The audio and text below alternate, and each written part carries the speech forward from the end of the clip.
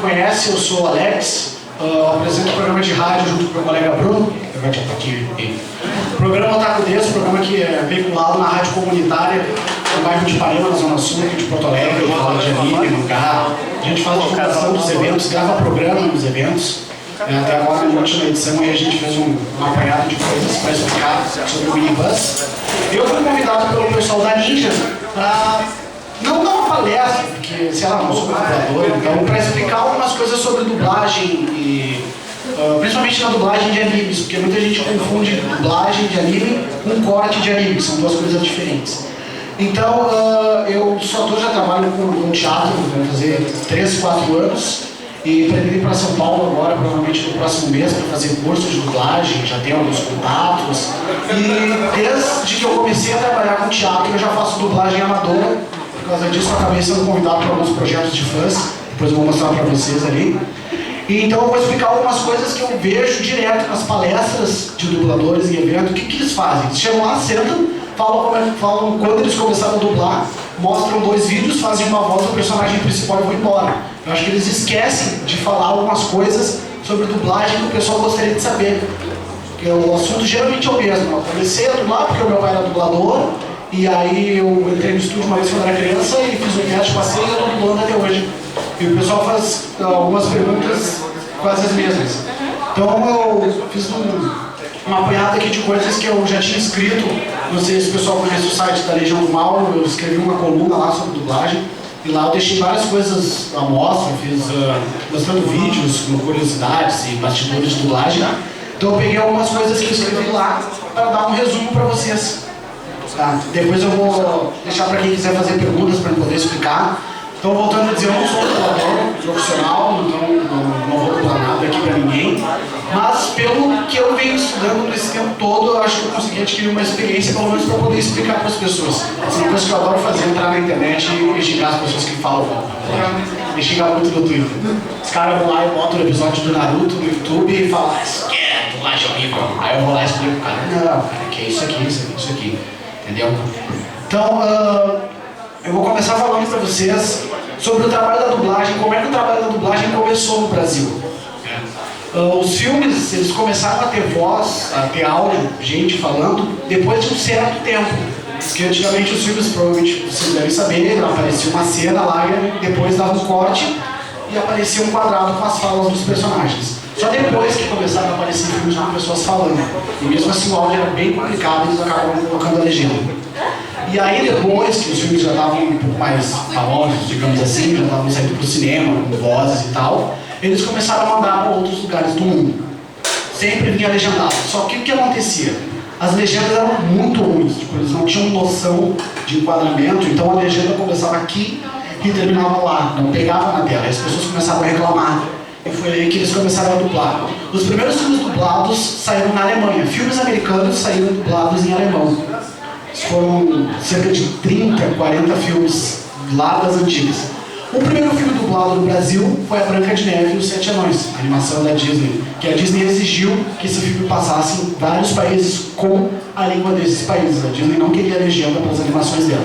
Então, todas as falas da Branca de Neve e os Sete Anões foram gravadas na Rádio Nacional, que ficava em Brasília, porque ainda não tinha estúdios de dublagem no Brasil. Então depois disso, o pessoal da Disney veio, fez toda... ficou assim... ficou em volta, sabe, para dirigir. Não foi que nem nas dublagens de hoje em dia, que tem um diretor de dublagem que controla tudo que é feito. Foi um executivo da Disney que veio para o Brasil, ficou lá nos estúdios da Rádio Nacional e fez a direção, dizendo o que ele queria, que vozes ele queria e tudo mais. Tanto é que quem cantou as músicas da Branca de Neve na época foi a Dalva de Oliveira, né? Isso aí. Ela que fez toda a voz da Branca de Neve nas músicas. Nos Sete Anões também, muitos grandes dubladores que trabalham até hoje começaram na Branca de Neve. Um deles é o Orlando Drummond, que faz a voz do Scooby-Doo. Ele fez a voz do Soneca na primeiríssima dublagem da Branca de Neve, lá em 1929. 29. Então, e daí depois disso, o Brasil acabou, digamos assim, passando no teste da Disney. Eles começaram a mandar mais coisas para ser dubladas no Brasil. Aí o Brasil começou a receber uma penca de filme da Disney, Pinóquio, Dumbo, Cinderela e todos esses filmes, até eles criarem um estúdio. O primeiro estúdio de dublagem feito no Brasil foi a Cinelab, em 1945, 46, por aí. Até antes disso, todas as falas eram gravadas em estúdios de rádios, em algum lugar, São Paulo, Rio de Janeiro. Depois que foi criado o primeiro estúdio de dublagem no Brasil, a Cinelab, aí eles começaram a pegar equipamentos dos Estados Unidos, de alguns lugares, para poder fazer as gravações. E como é que eram as gravações antigamente? Não é que nem hoje, que, por exemplo, o Wendel Bezerra chega lá no estúdio, pega as falas dele, grava 1 hora de Goku, 1 hora de Bob Esponja e vai embora. Antigamente eles juntavam todos os dubladores de todos os personagens, botavam dentro de um estúdio fechado, com um único microfone. A gravação era toda feita em mono, não tinha estéreo na época para gravações de dublagem. E todo mundo que estava lá tinha que gravar. Se tivesse 30 personagens na cena, precisavam estar os 30 dubladores lá no estúdio. E acabava gerando muita confusão, porque o diretor ele tinha que ficar ali cuidando de 20, 30 cabeças ao mesmo tempo e não conseguia prestar atenção numa fala que se perdia, numa fala que era dada errada, numa entonação errada. Isso aconteceu até o final da década de 90, foi ali por 98, 99, que começaram a gravar separado. Mesmo assim se gravava em grupos ainda, 2, 3 por vez. Uma coisa que aconteceu bastante, acho que todo mundo aqui assistiu o Digimon. Digimon passou da TV Globinho. Se vocês, quem reparava nisso, percebia que às vezes aparecia um Digimon com a voz de outro. E era esse o erro que acontecia, que às vezes um dublador, porque todo mundo fica com o texto de todos na bancada. Então o dublador, vamos supor, o dublador do Angelmon e da Angelmon, que era o que mais tinha erro. E um falava no lugar do outro, e o diretor não percebia isso. Então era gravado, eles finalizavam lá a edição e ia pro lado desse jeito. Tem até no YouTube uns vídeos, depois se der eu vou mostrar para vocês, de várias falas, principalmente de Digimon. O Digimon foi, acho que, o trabalho que mais teve esse problema. O Digimon falava por cima do outro. Tem um episódio que o Agumon vai mega desenvolver e é o Gabumon que tá falando. E aí os caras, acontecia muito disso. Aconteceu isso bastante também em novela mexicana. Aquelas novelas mexicanas que passavam no SBT era triste. Até os caras falam assim, ainda passa. Agora tem a versão nacional, céu, essas coisas. Usa padrão de novo. O pessoal comenta, novela mexicana é muito mal dublada. Não é que a novela mexicana seja mal dublada, é que o que acontece? Os atores mexicanos, eles são muito melodramáticos no que eles falam. Então, para falar, quando eles falam seu maldito, seu desgraçado, eles mexem muito a boca. E se tu tentar fazer isso em português, fica muito esquisito. Então eles falavam aquela frase lá, o maldito ou o desgraçado, eles falavam aquilo com uma entonação nacional que acabava não encaixando na sync, na labial do personagem e parecia que estava mal dublado, só que não era, entendeu? Eles davam uma entonação mais brasileira e não pegava na boca. Se eles tentassem falar como os mexicanos, aí sim ia ficar muito ruim. Que nem, por exemplo, se tentar pegar um anime e for falar que os japoneses, vai ficar isso, parece um índio falando. Vai parecer um cara da banquinha de pastel dublando, entendeu? Por isso que, quando eu sempre digo, quando vai dublar um anime, ou um filme, ou qualquer coisa, eles estão fazendo a versão brasileira, não a versão americana em português, não a versão japonesa em português. Eles sempre tentam pôr alguma coisa para a pessoa saber que é um trabalho nacional. E em Portugal eles tentam fazer isso. Em Portugal tem alguns filmes dublados em português de Portugal que o cara fala com sotaque americano. Pega assim, eu peguei a colher. É horrível, é muito ruim. Verdade, acontece isso direto. E acho que esse é um dos motivos pelo qual a dublagem do Brasil é considerada uma das melhores do mundo, porque eles tentam pôr uma coisa nossa, entendeu? Não é que nem... Pega um filme da Disney dublado em japonês. É muito difícil de acompanhar. Primeiro porque eles não conseguem botar quase nada na sincronia.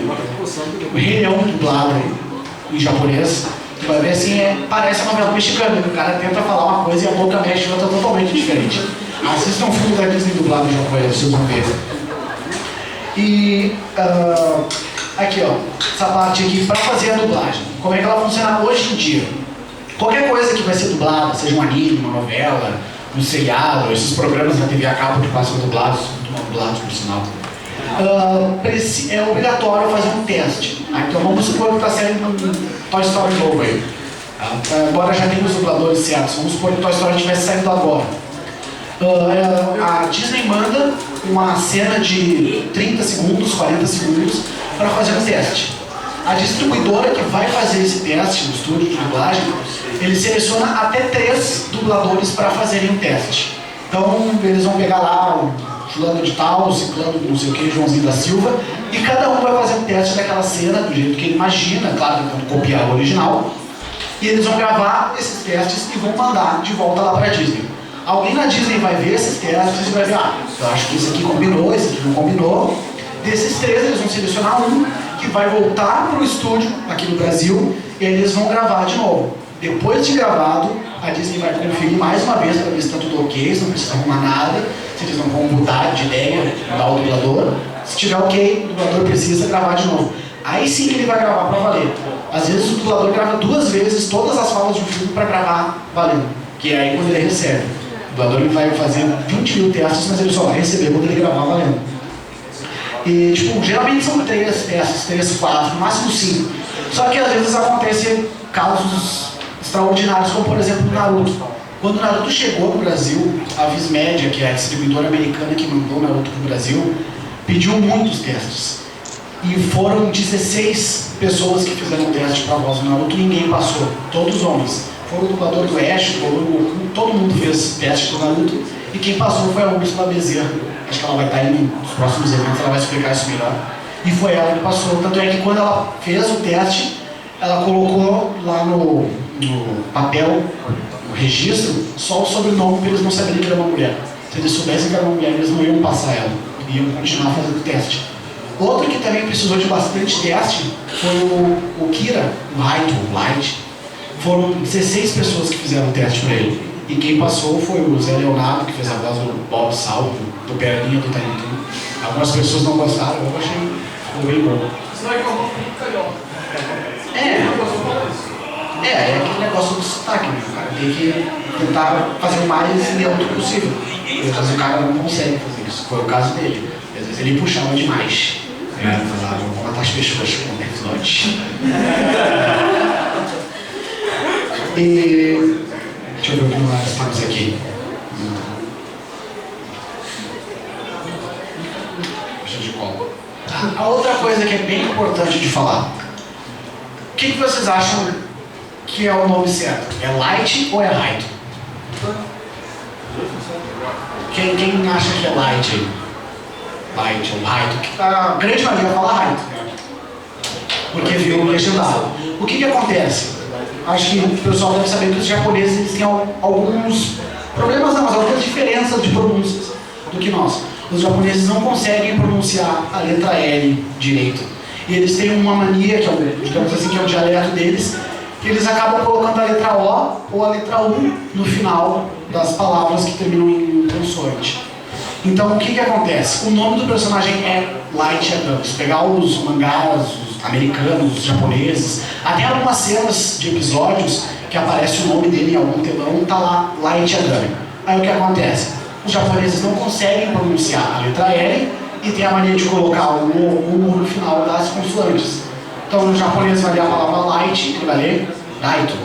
Que nem o Dr. Light do Mega Man. Se vocês pegarem os jogos do Mega Man em japonês, esse de Play 1 que tem dublagem, a versão japonesa ele não fala Dr. Light, ele fala Dr. Daito. Porque o japonês não consegue pronunciar. Que nem o Kuririn. A gente está acostumado a falar Kuririn por quê? Quando o Dragon Ball veio para ser dublado no Brasil, ele veio direto dublado do México, que veio com um erro de adaptação lá no Japão, porque eles viram o dublador falando Kuririn e acabaram colocando Kuririn. Mas o nome correto do Kuririn é Krillin.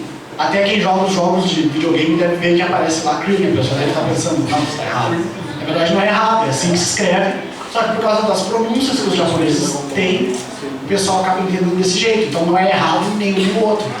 Light não é errado, Light não é errado, os dois estão certos, só que em cada canto do mundo se fala diferente. Nem Death Note, por exemplo, Death Note foi dublado em coreano.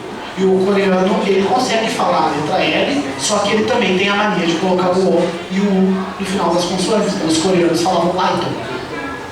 Pra você ver. Então não é confusão, entendeu? Que nem o Luffy de One Piece. Você escreve Luffy, mas os japoneses falam Luffy. E aqui no anime eles acabaram dublando como Luffy por causa do mangá, que veio com uma adaptação das legendas. Isso aí deu problema. Cavaleiros da Zodíaco, dublagem antiga, tem vários assim, cada vez fala de um jeito. Aí olha.